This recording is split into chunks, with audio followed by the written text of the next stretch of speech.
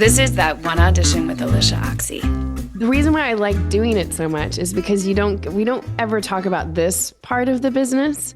And when this whole was in the conception of being a book, you and I sat down. I think it might have been over Zoom. I can't remember if it was in person or not. And you told me one of the best audition stories that I still talk about to this day, but it was before it was a long form conversation. And I don't remember what it was for. I think it might have been Sons of Anarchy. Which audition did you do where you had your back to everybody the whole fucking time? Oh no, that was the Wonder Cabinet. Yeah. It was a Wonder Cabinet? Oh, can we just do that real quick now? Yes, will you tell that story? Because I tell people that I work with, I tell everybody that comes on this podcast, I'm like, I've heard a handful of good ones and you're always in it. Story. This is a complete true story. It was around 2001. The X-Files were a massive hit, and two of their showrunner guys were going to create their own show called The Wonder Cabinet. And there was like 5 leads, and I think the other 4 all had to test. I had never tested for anything because I was just a film guy. No, I was just a film guy. And I know I was going to get into that later. And the transition from film to television wasn't really a thing at that time quite yet. Yeah, we'll get into all that, how we feel about that. But I must say that I wasn't looking for a regular. That's all I wanted to say. I liked my arcs. I enjoyed my arcs, in, out, have a great time, and then just keep doing my movies. And I remember going up for the Wonder Cabinet, and it was one of the leads. His name was Swisky. And he was a very twisted, weird, bolo-tied, long-haired, smart motherfucker. And the boys from the X-Files, it was between me and 2 other guys. Obviously, there's always 3, I think. And I'll never forget this. I remember auditioning for them, and they didn't say this, but I had a feeling I might have been their first choice. I'm not really sure, but I had a good feeling about it, and I really wanted to do it. And I just remembered I had to test. And so I went to Fox, went to the lot.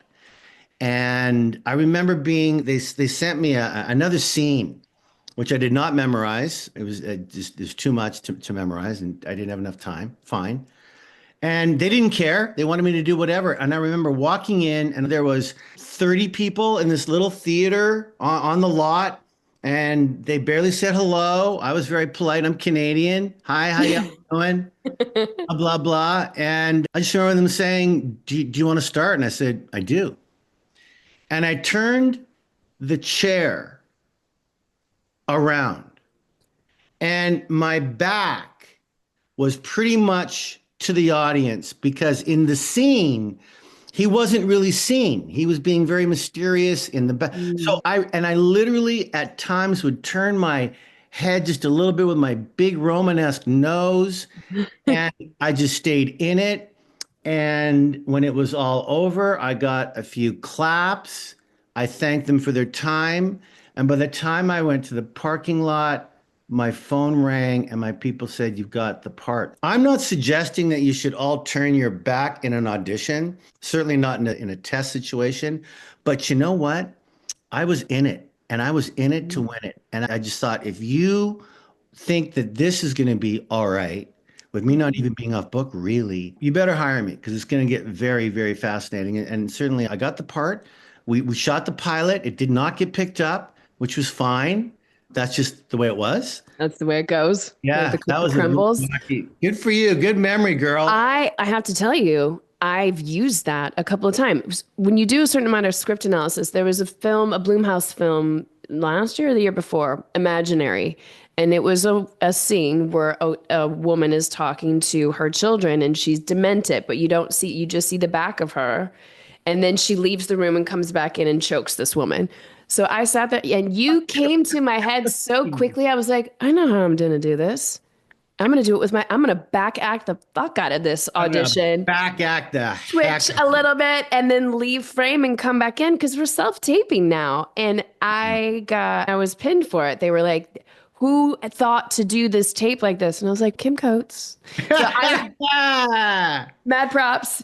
Make the scene your own, truly. So That's what it is. You're so good. You get it. Just make it your own. You have no idea really in these self-tapes now. My daughter, Brenna Coates, she's going through it. She's She's killing it right now, but young. And the year of going into the room and shaking people's hands, and those days are over. It's all self-tape. So you really need to make it your own. Just do it. And if you get a callback or an offer, great. But in the callback, maybe they'll give you some direction. But otherwise, just make choices, right? Make Like, choices. that's what okay. I'm so excited to dig deep. And when we did this before, I didn't get to dig deep. Okay, let's talk early 90s. You Sure. are one of the hit men of the early 90s, and some of these films are incredible. I want to talk about the audition process of going in the room and starting to make a name for yourself, but in a typecasty way. Do you feel like typecasted in any way? Because actors write in all the time, I don't want to be typecasted. Da, da, da. I'm like, do you want to work? Like, I was wondering at the beginning of your career, specifically the films, if that was a thought process at all, if you cared. And I love to hear some of these audition stories because once you start working with certain directors, you just work with them again and again and again. Even I like, very lucky that way. I got to tell you, I wasn't smart enough to be just mental enough to worry about my career when I was 33 years old, coming right off of Broadway, Streetcar Named yes, Desire, and playing the youngest Macbeth ever at Stratford. John Neville directed me, and then all these New York agents saw my work, said, "You've got to come to New York," and I did. And I had to get my own visas and my O1 visa, and happily had to get a lawyer because I joined SAG. Bonnie Timmerman cast me in Miami Vice. So I never was, I think, smart enough to understand what typecasting even was because I could always say no. I've said no happily my whole career. How lucky am I? If it was a part that was so just something about the guy, or I didn't like the director, or I always said no. And I didn't mind if I had to drive a cab. I didn't mind if I had to be a bartender. I really didn't because I believed in myself so much as a young artist. And I was never afraid to learn. I was never afraid to be, I didn't care. It wasn't about me being right, but those early auditions, let's talk about that. The first yes, big Hollywood film for me was The Last Boy Scout. in 91. So I'm going to mark this. And Tony Yeah. Scott, that's a big Yeah. deal. It was a big deal, and Tony's gone now. He's gone. We all miss him dearly. And he and Joel Silver and Marion Doherty, the biggest casting agent in the world at the time at Warner Brothers, they heard about my work on Broadway. They heard that I took over for Aidan Quinn in Streetcar Named Desire at Circle in the Square. And so I already had all this theater behind me. And I remember Bonnie Timmerman, as I mentioned, I did Don Johnson's Miami Vice, got my SAG card. So I had my foot in the door, had to audition like a crazy boy. But that audition for The Last Boy Scout, I remember I had to fly myself to LA happily and to sit there with Marion Doherty and Tony Scott and just do that one scene where Chet, my guy, gets punched by Bruce Willis. And I remember I had a real cigarette in the room You and did. lit it in the room. Those are the days when Those were people, the days. those are the old days.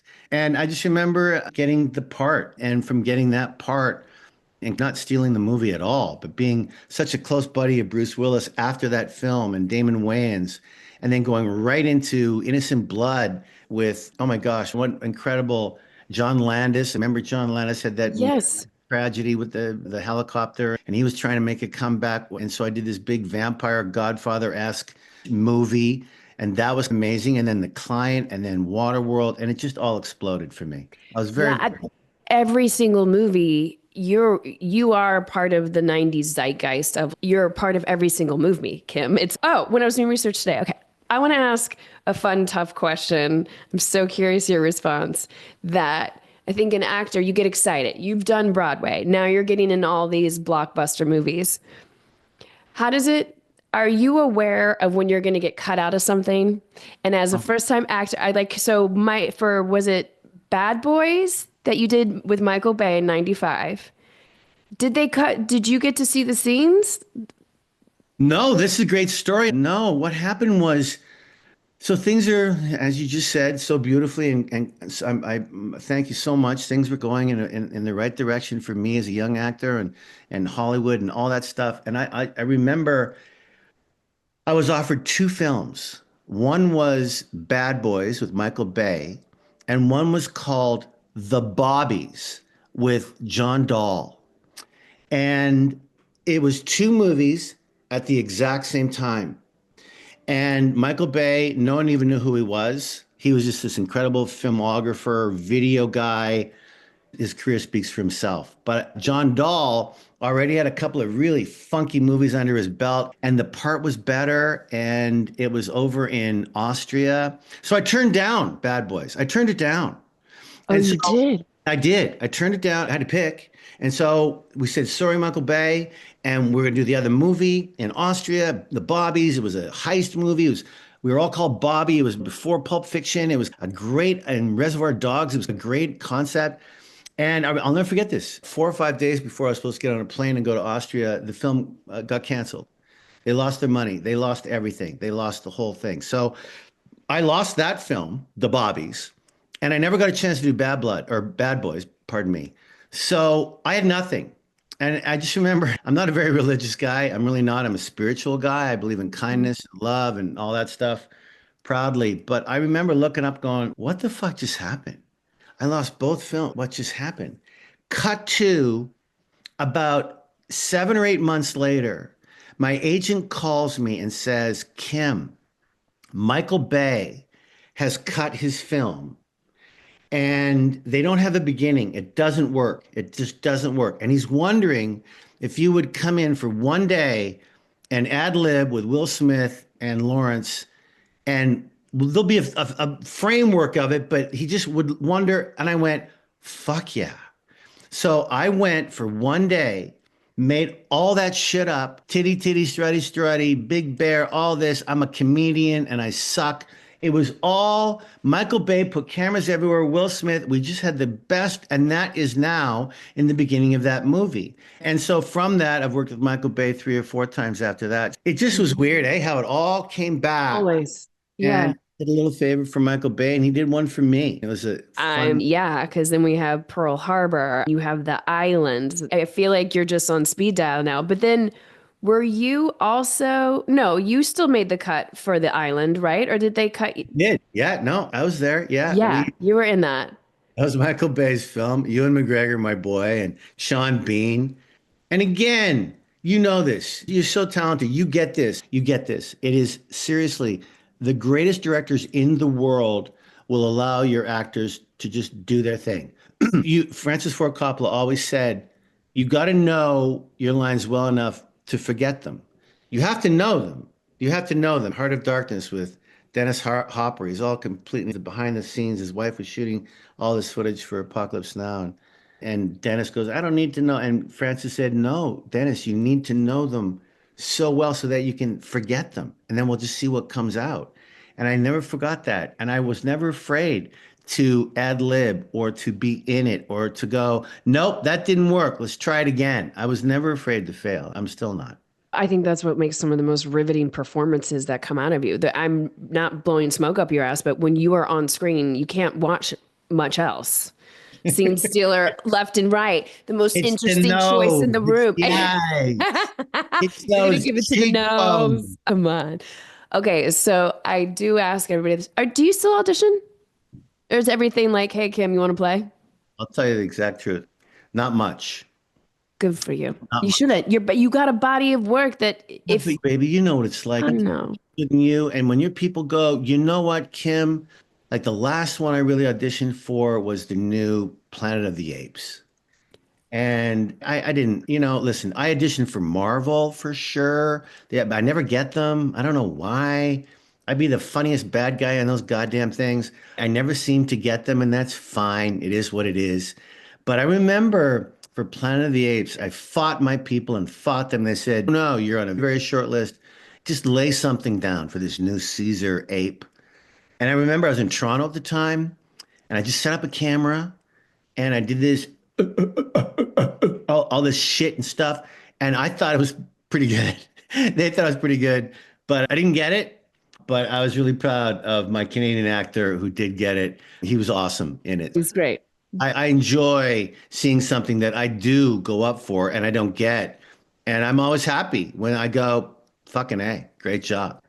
That's what I'm glad to hear that you actually watch it. I had a conversation yesterday when people were asking, do you watch the things that you don't get? And I do, because I want 70% of Yeah. the time I'm like, that makes sense. 30% of the time I'm like, they got hired for politics. My tape was Oh definitely yeah. like Oh, you like I still go, oh, you blew it. You blew it. You could yeah, have had this. You could have didn't. had You this. blew it. Oh, your movie didn't make its money? I wonder. No, I'm just kidding. Okay, but I wanted to ask when you do audition, even if you go back to that one, how do you set up and prep now? Like, how does somebody who's been working 30 plus years throw down a tape? Because it's a different auditioning's so different than being on set. It just is. I don't care what anybody says. It's a different muscle. But maybe that muscle for you is so worked, you don't really think about it. But if there's anything tangible that you do other than reading the script, like how does Kim start to develop what they're going to throw down or do?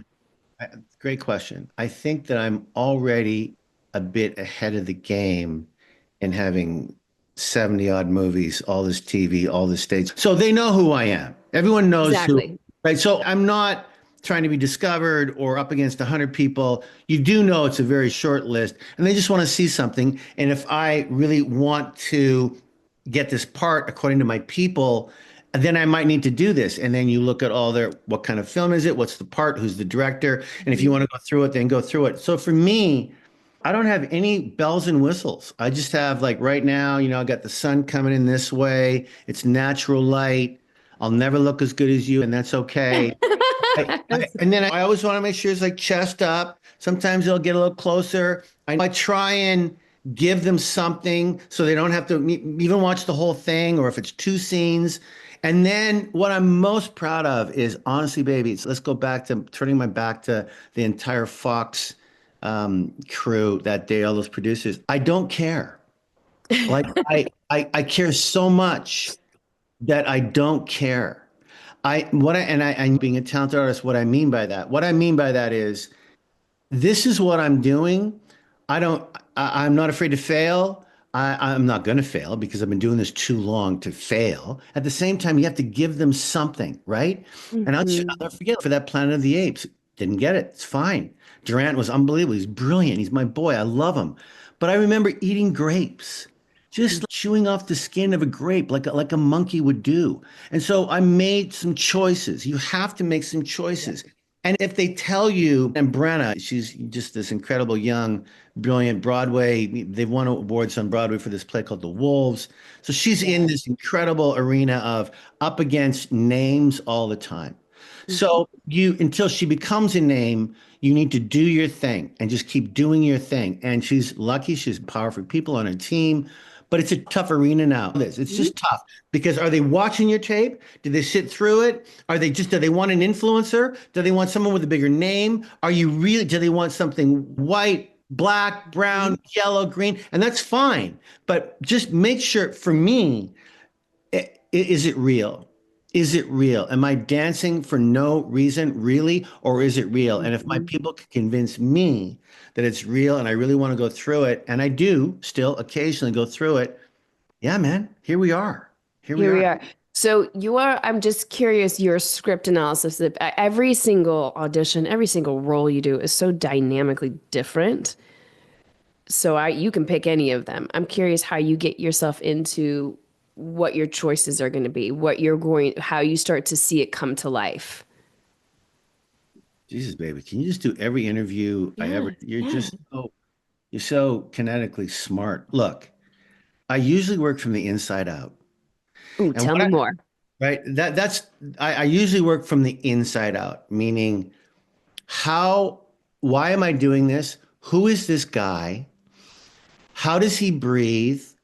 Does Mm. he pick his nose? What in the script can you pick out that how would he sit? Is he a racist? Does he love fudgicles? What are the things that you can get from the script that might help you? And then from there, I will continue to read it and make my little notes, make my little notes. And I always make sure I guess I'm up the food chain enough that directors always want to hear my notes and trying to make the character better, sometimes the movie better. And I love doing that. And then once I've figured out all that stuff, then the fun part of how does he look? And then the costumer will come on the phone with me. People who know more about the show than I do come on the phone with me, like this Dead City that I'm opening in the second season. We'll talk about that, I'm sure. I remember the costumer called me and I was in love with everything she had to say about this guy that I was playing because I knew nothing about the Walking Dead world. I You had didn't? no, hadn't watched the show. Once I decided to Wow. play the guy I played, I went back and watched the show. But You I didn't had, even watch before you played it? oh, I don't even watch my own shit. I'm such a curmudgeon. I'm either too busy filming or I've got life is full or Hmm. kids, my wife, my homes that there's stuff going on. I So get it. I really don't watch as much as I should. And this back in 2008 when Sons of Anarchy started, those next 7 years, there was articles everywhere that said there were five cable hits: Sons of Anarchy, The Walking Dead, Breaking Bad, Mad Men, and The Game of Thrones. Those five cable shows, which are all so completely different in the worlds they live Radically. in, the casting, the writing, but cable, all cable, not your basic television. So cable was starting to explode and so for me, I never really watched much else, honestly. So to get cast in The Walking Dead as an actor, to have that help then from already Eli Journet, the showrunner, who wanted me, and I said I would do it. And then we start sending me scripts, and I was fascinated at the apocalyptic zombie Mhm. Manhattan world.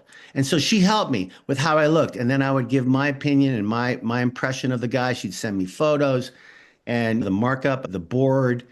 And by the time we agreed on it, I think Bruegel, my character, is going to be not only fascinating to watch, but I look good. Like You this do. I was gonna say that, Kim, when I saw the trailer earlier. I was like, look at you.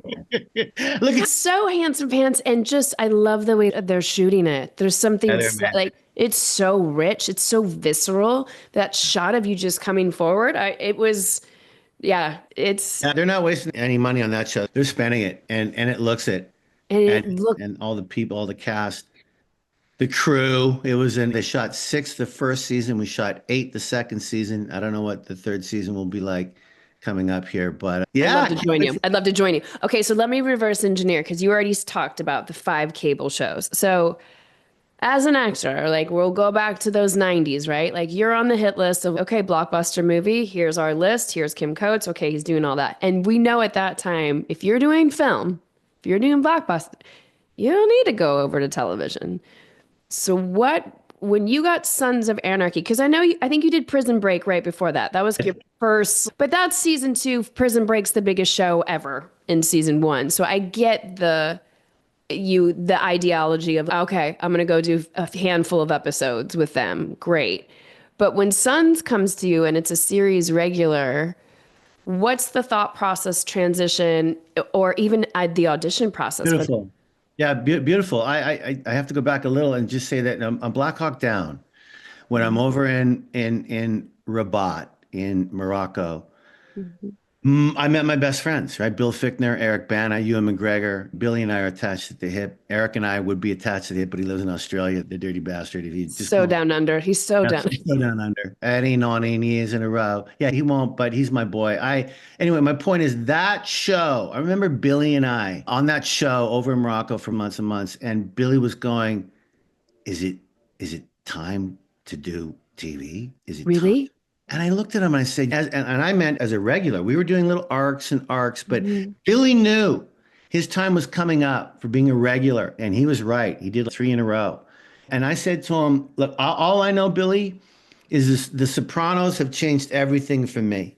When The Sopranos came on in that 1996, 97, right in there, and I remember being in LA and as you just said, I did all those big movies and I could afford a home with my wife and my young children. And we were trying to make it in the business. And again, I said no. I was auditioning like crazy still. And I remember Billy and I going, "Is it time?" And I said, "I don't know, but I'll tell you this: that fucking show, Jimmy Galdafini, That show, Tony Sirico and I did Innocent Blood together, that movie I mentioned to Mm-hmm. you, John Landis. So I and Tony Lip. There's guys that I knew in the underworld that we were hanging out a little bit, and they were so good. And they looked at me like I was like this Broadway actor and fucking stellar. So it was coming together. And I said to him, that show's changing my mind. And Mm-hmm. that's when I, that Wonder Cabinet was right in that area. Billy did this doctor show, which didn't get picked up. And then he did another crazy show, and then he did Prison Break. They asked him for Yeah. the second season of Prison Break. And when they asked him to be a lead in the second season, the sheriff, this drug-induced, crazy, with a big heart sheriff, when Billy was on that show, he went to the producers and said, "You got to get my boy Kim Coates in this show." So they were looking for a Sullins kind of character. And so when it came up, I was so happy to go hang with my boy, Yeah. Dallas. And I did 5 or 6 with Billy, and for he and I to be together. And as these character actors who you talk about, just character, been there, really respected. We're not leading men, but we're fucking good. We're character actors. And so for Billy and I to hang out during that time was paramount to my decision to then really think about Sons of Anarchy. And when it came along, I was very lucky to be offered Tig, and yeah. Were you offered or did you have to audition? Oh fuck no. This is even a better story. And I'll make it I short. want to hear. Yeah, no, So- take up as much time. It's 2007, and there was this show, and it was called Sons of Anarchy, and I had heard about it. Tom Flanagan and Norman Reedus and I did a movie over in Bulgaria with the late Ray Liotta, who was a very close friend of mine, and Cuba Gooding Jr. We're in Bulgaria having a crazy time shooting this crazy movie. And Tommy said to me, "Hey, so there's this thing coming. It's Sons of Ant. It's going to be like, you'd be perfect. I'd be perfect. Get your people on it. Get your people." So I'd heard about it. And then sure enough, in that sort of January time of 2008, we all auditioned. I auditioned for Clay. I was too young. I auditioned for Bobby. I wasn't right. And then I just went on my way. I just went on my way. And literally, so I didn't get it, and that's fine. About 4 months later, I get a call, and I never turn my phone on when I'm golfing. It stays off, and I'm a golfer, and I love it. And I remember after the round at Brookside, where I belong in Pasadena, I had about 18 messages from my agents, my wife, my manager. I just call, where are you? Call. What had happened was that day, they had decided that they needed to change the sergeant at arms, who was Emilio Rivera, who was a Latino actor. He's brilliant, best friend. They felt creatively they'd made a mistake and having a Latino in the club. So all of Fox and FX and Kurt Sutter went, "Who the fuck?" And Kurt went, "There's only one guy to play this guy, and his name's Kim Coates." See, what they had done is they had shot the pilot, they'd showed the pilot, and the guy who originally played Clay, Scott Glenn, had no chemistry with Gemma, with Katie. It just wasn't working. So they got rid of Scott, and they moved Emilio to play Alvarez, but they needed Tig. And so that morning, and I missed it all. I missed the whole thing. And it's now 4 o'clock in the afternoon, and I called my people finally, and they're all freaking out. They almost sent a car to the golf course. And what happened was they said, "I'm calling Kurt right now." I said, I'm in if he wants to see me. You want to see me? So I went home, put on jeans and boots, got rid of my golfing attire. And, and I drove my car, and the studio was a hubbub. It was like a bee's nest. Everything would move. They're actually starting the next day at 6 o'clock in the morning. And they had a second and a third Tig choices, but they wanted to talk to me first. So I go in there, Kurt Sutter. It's a long freaking hallway. We walk in, Kurt, long hair, tattoos. I remembered him. And he starts talking. And I said to him, "Sutter, I have to see something." And he goes, I don't have a lot for Tig right now, but I have one scene I'll show you. And he showed me a scene, and I read it. And I remember going, and I said to him, "It's not for me." This You guy's did? Yeah. Yeah. What made you think? What made Too you violent. think It was too psychotic, too violent. It was talking about women who were gone, and he'll flush them full of bleach. And you learn in that 7 years, the writing's brilliant. It's dark and violent, but Sutter always had a plan. Anyway, I said, "It's not really for me." And so just let's think about it. Let's think about it. So I went out in the hallway, and he said one more thing. He said, "Let me tell you one more thing. Tig Trager, yes, he's going to be psychotic and violent, but he's going to have a heart. He's going to love animals. He's going to be a protector. He's going to be a moral compass of the club. He's loyal like a dog. And you ride, right?" And I go, "Yes, I do." And so I went out, and my agent called me, and they lowballed me on the offer. I said, "I'm out. I'm done." Got in my car, and we didn't sign till 10 o'clock that night. And I went to work the next morning at 5 a.m., clean shaven, short hair. I wasn't Tig at all. I had no clue because they had to reshoot the pilot. They needed to reshoot chunks of the pilot to put in Ron Perlman and Kim Coates. And that's how it happened. That's how it No happened. And I way. remember walking out of the door that morning and said to my wife, "I'm doing this for you. I'm doing this for you." I'd never done a series like this before. And Oh.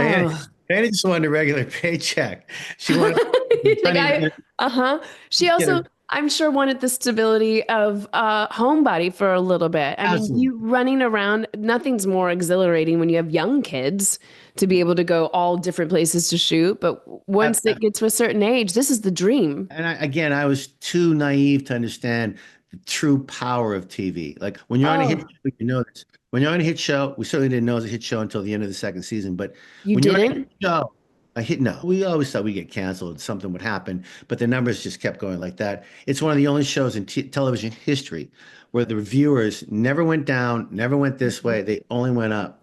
Good for John Landgraf, good for FX, good for the people who put it all together, and good for all of us for making it what it was. But I had no idea of the power of TV. And I say this too much to my fans out there, and I got so many. I'm so grateful for all of you. Before Sons, I was, "Oh, you're the guy from Goon. Oh, you're the guy from The Last Boy.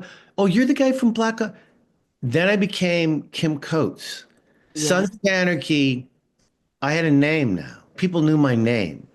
And it was a very mind-blowing thing for me and a lot of us on that show. I'm sure for your families, for everybody. And I'd be remiss not to ask this question. This is the difficult question, I think, afterwards. Sons of Anarchy it changes television. It does. It's the Sopranos of that generation, for sure. As an actor who doesn't want to be pigeonholed, what do you do after that? Because I've got actors that listen to this that are coming off 3, 4 series regulars, and then they can't get hired for a few years because they want to do something different. Because what was the game plan after Sons? Did you want to take time off? Did you want to stay on television? Was there a game plan? There was a game plan. I was very keen to jump back into film and to produce like never before. And that's what I did. And I remember, I can't tell you what it was, but I remember getting, and not an offer, but a massive television show, which was running for 3 years at the time. Sons is now over, and there Hmm. was a new character in this world, and it was going to be big, and it was a good show. And they said to my people, "But Kim has to audition." And I remember saying to all of them, I'm happily exhausted from Sons. We were all exhausted. We were all so lucky that it worked and that people will remember that show forever. Like how lucky we're all, truly. But Hmm. honestly, I went, "No, I don't want to audition after what you just saw." And also, I wasn't Charlie or Ron or Katie. Those three were leads, like a David Caruso. He does CSI Miami. We had an incredible conversation, David and I. He wanted me to do that show, and I did it for him. And I went, I did 4 episodes. Elizabeth Berkley was my girlfriend. I played this really sleazy, white suited idiot, but so much fun. And I remember the first day, David said, "Come have lunch with me. Come have." I said, "Sure." My trailer's the size of this, and his trailer was the size of Pasadena. It's exactly. Yeah, and so we go in there, and we no farting around. He knew me, I knew him. Big fans of each other's work, and he just goes, "Kimmy, I want your career. Like I want like your character. I can't because I can't." I go, "David, I want your money." So we, we just laugh and Yeah. laugh. That when he signed that contract for those 11 years, playing that cop with those shades, with that red hair, it's really tough, I would think, to move on in a way and be someone completely different when you're that well known for that guy. Mhm. And I was not that. Tig Trager was part of an incredible ensemble. The 10 leads, all of us were so completely different and so supportive and loved each other that I never worried about me being typecast as a biker only for the rest of my, I really wasn't. And it's funny because when Sons was over, I got offered 2 or 3 movies right away that were asshole bikers. And those were easy no's. No, Those no, were easy no's. easy. Hmm. Very easy. Are you somebody then? Because I can't remember. What did you do right after Sons? I feel like I it was did, it was a Bad film. Blood. No, it was It was Bad Bad Blood. Blood.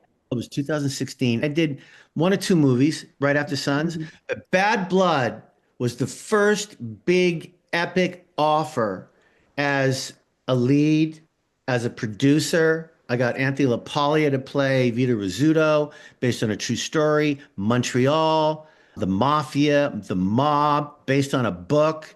And to All be the juicy things. yeah, and to be involved as a co-lead with Anthony, he and I got Paul Sorvino to do it. The late great Paul Sorvino, love him to Mhm. bits. And this Canadian cast that we had that was phenomenal. Honestly, for me to do that for 2 years was an incredible time for me.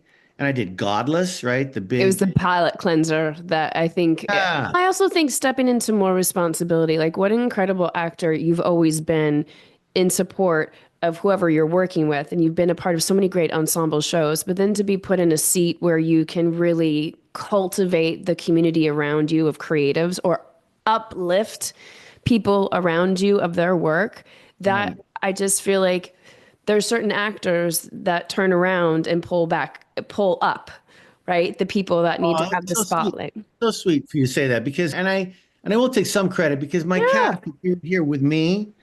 When you're number one, when you're the number one on the show, which I was, it's a responsibility. It really is. It should be. should Sometimes it's be. not. But when it is, and you take it for reals, and you take it for, you're there for help, you're there for guidance, and you're number one for a reason. And I wore that hat proudly. And that's why we won all those awards, right? Best actor, best show, best writer, Michael Conovis, Mark Montefiore was producing it with Natalie Rodriguez over at City TV. Then Netflix picked it up, huge hit on Netflix. Huge, We huge. couldn't do the 3rd season because of that little thing called COVID. And it Ah, came don't in, we? Yep, I it's know. awful. COVID just put a nice stop to a lot of momentum, Didn't didn't it? it? Okay, because I have so many rapid fire questions I want to ask you. One of them being best practices as a number one of a show. The TV and film landscape, it's constantly changing, but traditional actor training has largely remained the same. It's focused on a theater model whose main goal is to help you stretch the expression of your instrument. That's why you can have years of training, From scene study classes to audition classes. to even an MFA, and still not be able to book a 2-line co-star. That's why we created the Bridge for Actors. A collection of tech, craft, and business online courses to teach you the skills that you need to go from a student of acting To a working actor.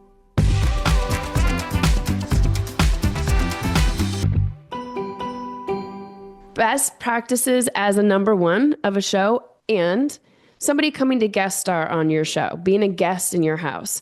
What are some good practices that you're even telling your daughter about coming and guesting on a show? How to etiquette, down to craft, down to everything, so that the project moves in the direction that it needs to and it's a safe environment.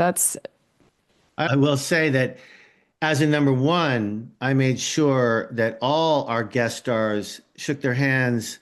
There's no time for method shit. And once the cameras rolled, that was a different thing. But you be as real and as human as you can in this incredibly difficult craft called acting. So that was always, we did that on Sons of Anarchy. We all did. We had all these incredible actors who wanted to be on that show, like you wouldn't believe it. And they would come on that show and we'd all be in our leathers and our cut and our knives and we were the scariest group of guys and the girls were scarier than the guys. And we fucking hugged it out, man. We made people sure that they knew that this show, you're not only going to want to be on it, but you're never going to forget it because we were all good people. And so that was important to me. Now, as an actor, Mhm. God, that's a tough one, baby, because if you're a guest, and I've been a guest, You've been a guest on a that- lot. Yep. you have too. Mhm. I'm sure you can tell me a couple of stories. Honestly, some are better than others. And what I mean by that is 9 times out of 10, before I was Kim Coates, let's just say before Sons, right? And I'm guesting on something. And like I remember doing CSI Vegas, the original. No one really gave me the time of day. No one really was overly friendly. No one was overly anything. So I realized I'm just there to do my job. And of course I did. And once the camera rolled, everyone knew they were playing with a real actor. And so that was fine. But as I got more up the food chain, as we called it, people started shaking my hand and going, thanks for doing this. Thanks for doing this. Like on Prison Break. Thanks for doing this. And for Brenna, I tell her this all the time when she guests on stuff. It's just be you. You don't know how they're going to treat you, hopefully Mhm. nicely, but don't be offended if someone's off there in their own little. Just be you. You don't have to befriend anybody. You're not there to find new friends. You might, and that's awesome. But acting Yeah. very different. Yeah, and I just think work begets work. So, however you are integrating, that's to me the best place to sit, network, watch, and learn. You're a guest in somebody's house. I love to see how they're decorating that house, who's running the house, what's going on in Video Village, how is the show coming together, who's writing this episode. So, getting more interconnected with the how the sausage is made, especially when you get to guest.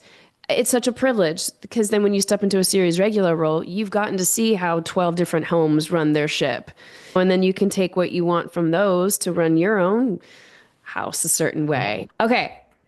Best piece of business advice. It's changed. The industry's changed so much, but if you could instill one piece of the business outside of the craft that you wish you would have known earlier on, or you think actors need to know how to run their business. That's a tough one. It is. I know. I say. No, I don't know about you, but for me and for Brenna and for a lot of my mates that I hang out with, they have a significant other. They have a boyfriend or a girlfriend or a husband or a wife or a partner or a mom who supports. Like you can't do this fucked up business solo. You you really cannot do it solo. And if you do and you make it, well, good for you. That wasn't me. That wasn't like I had Diana, got married so long ago. She was a teacher. I'm a waiter until I found my way and stuff. And Brenna dating a really terrific guy, really having his big support, but he's not an actor, loves her for everything she's doing. My only piece of advice is do not do it solo. Honestly, don't do it solo. Do it with so you always have someone to talk to because the rejections, and that includes me. I'm telling you straight up, the years from 19 like 97, 98, 99, 90, 99, 2000, the towers coming down right after Blackout. I didn't work. I didn't work. It didn't work. I remember I fired him, my former agent at Paradigm years and years ago. He was just turned out to be just completely not for me and useless. But I remember going to him, what's happening? How am I not getting these parts? I remember auditioning for 3, 4, like not even a sniff. And he goes, I don't know. I'm not in the room to see what you're doing. And after I hung up the phone, I realized I'm glad you're not in the room because you don't understand acting. So I'm glad you're not. But I had this incredible resume, but I had a really rough 3 or 4 years. And I just continued to follow my bliss. I continued to not give up. I continued to never quit. Like De Niro gave the commencement speech for Brenna when she was at NYU before she went to Broadway. And I remember De Niro talking about his path and his early years. You think all these stars have had it easy? No. De Niro always went next one, until a guy called Martin Scorsese goes, who's that weird, wonderful whack? And then his career just changed. I don't know. There is no set answer, what you as business help.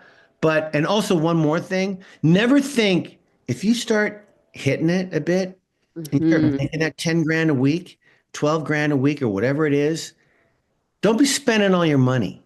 Don't think that money's always going to be there. You need to be smart, have a good life, enjoy your craft for sure. But don't think, oh, I need to get that big black SUV, 85,000, because not necessarily. No, not at all. Smart. Please, dear God, don't. So that you can hang on between projects.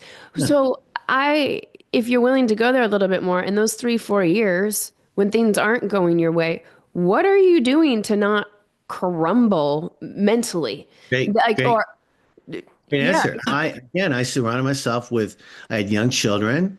I had an incredible wife who was my rock. Diana's just my rock. We had some savings. I wasn't blowing all this money that I was making in those early 90s, mid 90s. And so we had Good. some savings. And I don't know. Kim Coates isn't driving a BMW. Kim Coates isn't driving a Mercedes. And nothing wrong with that. I want a Porsche. Nothing. And I could afford one actually. But I've never worried about that.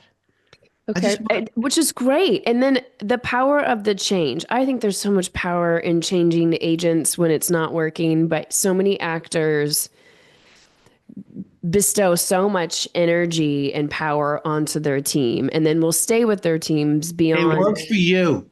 They work for you.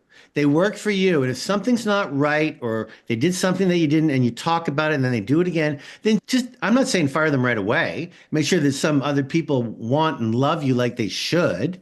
But oh my God, I've stayed with my Canadian agent, Gail Abrams, forever and ever and ever and ever because she was my girl who let me go to America and do my thing there. And she's right. But and I hate to use the word fired, but I fired lots of agents and managers. It's okay. It's all right. This is great. I'm glad you just said you still have your Canadian agent. For people that are working intercontinentally and they have Canadian agents or they have agents down here, or even now it's starting where people have an agent in LA and they'll have an agent in Atlanta. How did you work out who gets commission, or did you always do commission on everything, or was it whoever got the project? Yeah, no, great question. It was easy for me. Gail gets the Canadian stuff. Gets the Canadian stuff or the stuff that she finds for sure.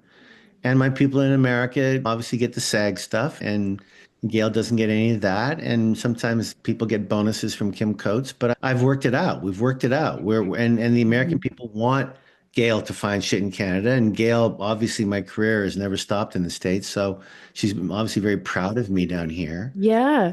Yeah. I always like when the team can all work together, but it's amazing at a certain level of actor. Makes it easier when you're Canadian American like me. Are you Canadian too, Alyshia? I'm not. I'm trying to be. Anybody that wants to marry me. Yeah. I'm trying to be. Putting it out there. I just played Brigham Young. If you want to be another one of my wives, I'll talk to Diana. Absolutely. Let her know I'm down. Just for work. Yeah. I could be the work wife. It's great. It's wonderful. Okay. I do want to ask you some of these rapid fire questions because I love hearing what people have to say. What is your favorite project that you wish more people would see? Because you've done so much stuff. What's the one thing that you're like, I would love them to go see this? There's a lot, but if it's one, it's King of Sorrow. King of Sorrow was a movie I did in just before Sons, 2006-07. King of Sorrow, Damian Lee. It was a movie that was so ahead of its time. It's like The Taxi Driver. It's a cop. A good cop, but he wants to rid the streets of all the drugs and the crime and the shit and the pimps, and he kills a few people that he shouldn't. But the story and the nakedness of it, and I lost so much weight, and he's addicted to drugs, but he's got a heart of gold, and it's so painful to watch. It was too much for the Toronto Film Festival. That's the movie. I won all these awards. That's the movie. That's the movie that I won Best Actor, we won Best Film, Laura Dons won Best Actress in the Pasadena Film Festival because they championed this film. And Ronnie Perlman gave me my award way back when we were doing Sons when it came out. And it's not about awards. I don't want to make it about that, but I want to say that movie, because all those character actors, there's stuff that people don't see. It's these little films, and that's just the way it goes. But that one, just for the work and for what you can do with $1 million, which is all we had. Yeah. It's incredible. Incredible. Okay. The funniest way that you have gotten a job, or the most ironic way you've gotten a job? Here's one, and it's with Norman Reedus and Tommy Flanagan, the one I did over in Bulgaria. I had to audition, and I was up for the lead bad boy of this gang, these bank robbers. And the director was there, who I adore, and producers and whatnot. Millennium Pictures. They were famous for going over to Bulgaria, fuck's sake. Anyway, I remember coming up with this like really stupid walk. And every time I walked, it went psh, psh, psh, like I had this chain noise. And it wasn't a comical scene, but I couldn't help it. I just couldn't help it. I saw some comic, some cartoon in my head where I just made this fucking funny noise. And they hired me before I left the room because they realized we can't afford. I remember this too. Gary Oldman, Dracula, Francis Ford Coppola, back in the day, we've all seen it. Keanu Reeves, we've all seen it. I was on that short list to play Dracula. And it's in the early 90s. I actually just played Dracula in Atlanta. I was on Broadway, did The Last Boys. Anyway, I was thrilled to meet Francis, and I'm in New York. And I remember, I didn't get it. Gary got it. Gary's a buddy. I was so happy for him, and he's a star then already. So great, I get it. But it was something Francis Ford Coppola said later, which made sense to me. He said to me, or he said in the article, there was some fellas that it was a good competition. There's some fellas. And I guess I was part of that because I knew I was in the room. Callback stuff. And I remember him saying, but there was something about Gary Oldman that I couldn't afford not to see. There's something about what he was going to do that I couldn't afford not to have the camera on his process of playing this guy. And if you saw that movie, when he first starts of that old vampire and his voice and all that makeup and shit, no kidding, Batman. Gary blew my mind. We'll never know what I would have done, but he blew my mind. And yeah, now I love that. How do you celebrate now? Like, what makes you, like, some actors, they get the call that they got their Sons of Anarchy, or even that they got their guest star. What's the thing that makes you excited now at this point in your career? I don't really celebrate. I just know how lucky I am and how hard I've worked. And when the well dries up, I guess I'll just put my feet up and travel around in my motorhome and ride my motorcycles all over the world. I don't really celebrate, but I go, here we go. And then when you meet Shea Wiggum, for example. He's going to do the podcast. Yeah, I can't wait. Are you doing it with him soon? Yeah. You met Shea yet? I haven't. Oh, he's my boy. So Shea Wiggum, when we met on the set of American Primeval in Santa Fe, you never know if you don't know the guy or the girl, your fans, but you never know what they're going to be. And I remember being in Fort Bridger in his office before Shea got there, and me and Peter Berger talking, and Shea walked in, and we looked at each other, and he just went, Coates, Coates. And it was like this bear hug, and he's a lot shorter than me. And I just knew then that the next 4 months were going to be explosively important for he and I to be in this together and to have each other's backs. And Peter Berg knew how in character he and I were every day that we were on that set. How could you not be? It's 1857 with the top hat and so great blonde hair and Brigham Younged out and just the way I talked and my horror. Anyway, to hang out with, what was the question now? Your questions are so unbelievable. The celebration. That is part of the celebration. I feel like when you get to look at your contemporary that you've admired and gotten to play with and be like, we're going to boots up. Here we go. I think at that point in your career, yeah, there's so many lovely people. I'm sure you've worked with everybody, but of the people that you hadn't, I would say that's a celebratory moment. We're like, oh, we finally get to do the thing. Here we go. No I love that. Okay, what does Kim Coates do between setups? Especially like even American Primeval. You're set in the 1800s. You guys are totally in a different world. Are you somebody that goes back to their trailer? Yeah, no, what do you do? What do you do between setups? Something like that. Something like that was, the set was so far away from our trailer. There was no going back to any trailers.